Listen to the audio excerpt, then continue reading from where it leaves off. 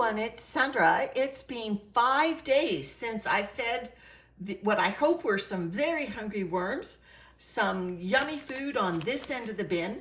So now I'm gonna go and see if they've migrated to this end.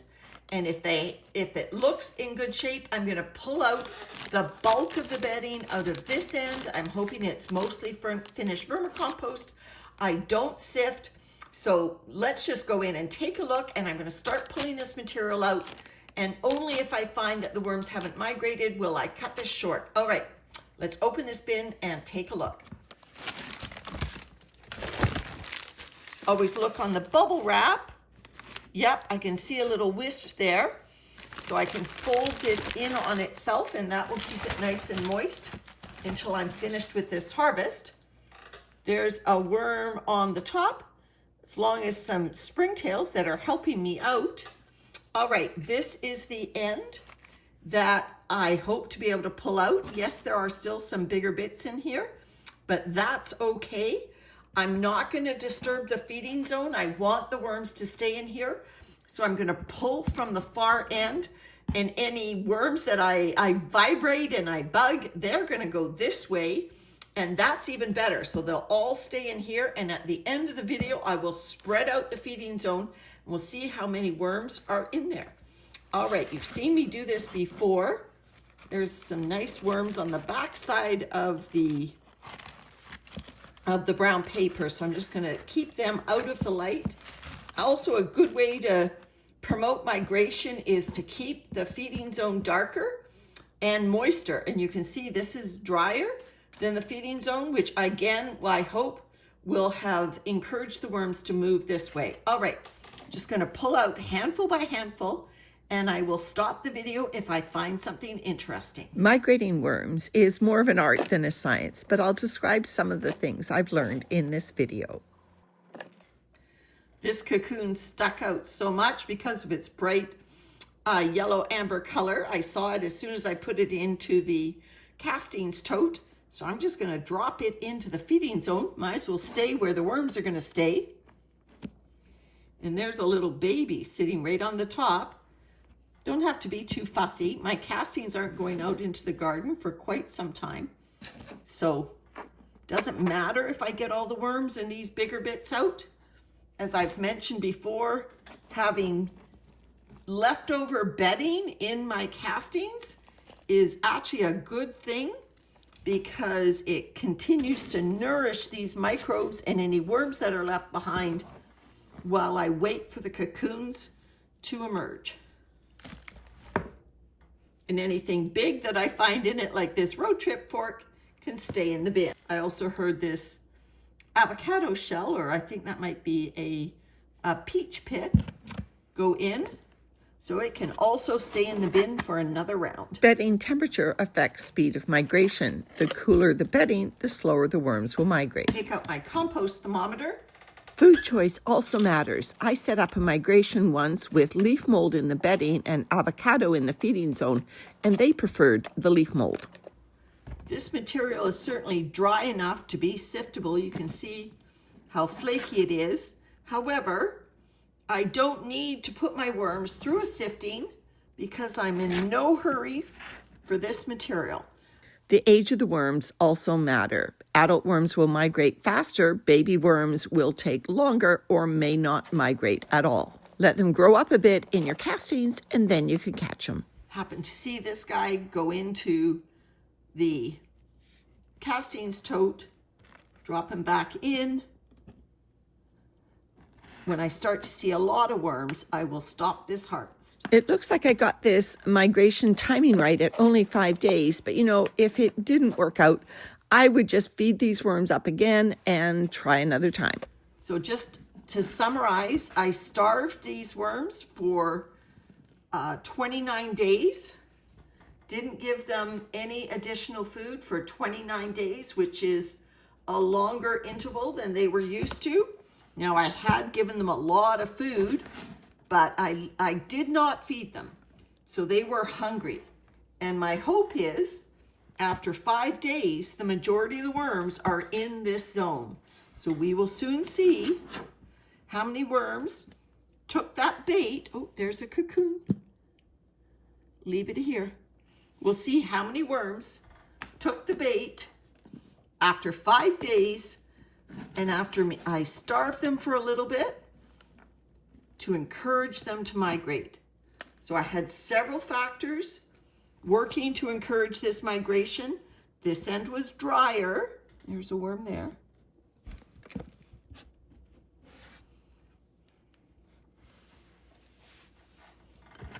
The feeding zone was darker because it had the brown paper on it. And of course, it had the food. I'm finding some chunkier bits. So I'm almost at the point that I'm like, is it worth it to continue this harvest? I can pull the chunky bits out over the next few days and put them back in the bin. It's more important that I don't pull the majority of the worms out. I want them to stay in this bin and continue to work for me. In the next day or two, I'll do a sweep through these castings to make sure I didn't put in any breeding adults. Otherwise, I'll get fresh cocoons laid down in these castings. I will show you these castings that I've pulled out after I spread out this feeding zone, and we see how many worms were left behind. Now, this is also a great way to get an assessment of your population of a bin, because if you time the migration right, the majority of your worms will be in the migration zone. And so if you're unsure of how many worms you've got, maybe just do a migration, even if you're not planning to do a harvest. Make them hungry and do a migration. Use a light gradient, use a moisture gradient, and use a feeding gradient, a food gradient. Get the worms pulled over to one side, then you can take a look how many you've got. Yeah, these are kind of chunky bits. All right. Okay, so this brown paper has served me well on the top, but I have a new piece for the top. So this paper will now go to the bottom.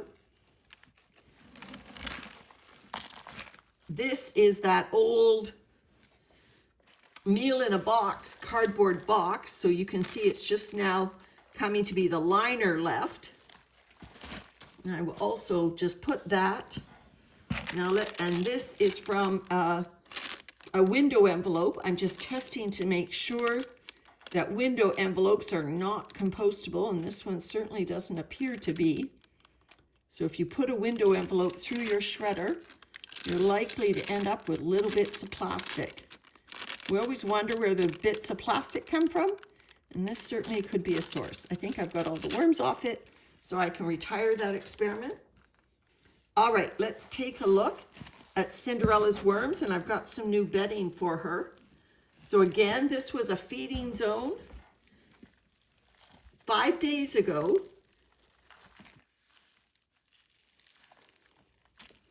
I'm just spreading it out. Oh, there's Prince Charming. I forgot all about my feeding zone indicator. Let's just spread out this feeding zone. You can see there's actually a lot of castings left in this tote. But there's Cinderella's worms.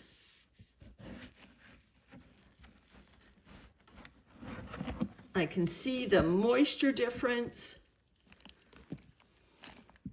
You obviously can see the worms. Really don't get a sense of how many worms you've got unless you do a feeding that attracts them all to one area. Don't know how many I've got. I'm not like AV. I'm not into doing an estimate. But I know Cinderella's worms can cycle this bin very quickly. At least 3 times a year will I get a harvest from Cinderella. Maybe 4. So I know there's enough worms in here to do that. Okay, so Gosh, there's a lot in here, a lot of bedding still in here, and a lot of finished castings. No matter, Cinderella and her worms are going to, oh, look at them on this paper towel. Wow. This paper towel had all the food juices on it, and they are going in for a feeding of carbon on that paper towel. And this one. It must have really soaked in the last feeding. Look at all the worms on the paper towels. Okay, so I've got some new bedding to go on top here. I'll just get that. We don't have a lot of cardboard because our boxes are all being used for moving. So most of the carbon are leaves and pine needles, but I did have that little piece of cardboard. Cinderella is going to have to go through a lot of pine needles because we had a windstorm. A lot of needles came down.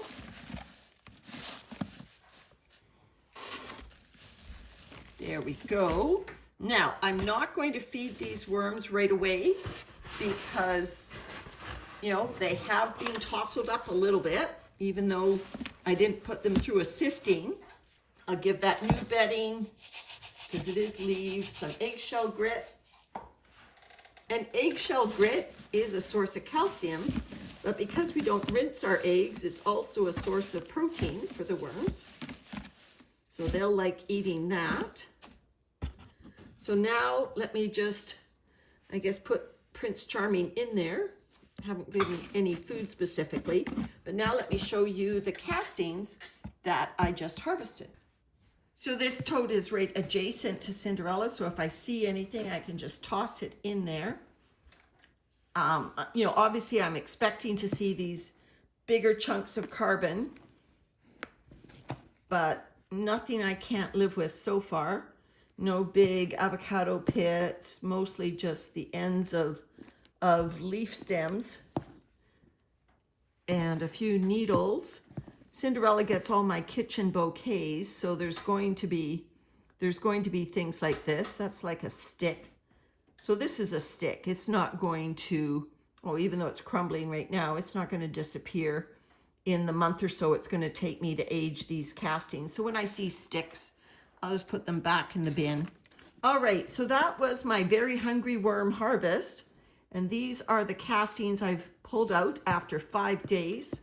My estimate would be, this is 3 gallons of castings. So about 12 or 13 liters from Cinderella. All right, thanks for following along with Cinderella and the very hungry worm harvest.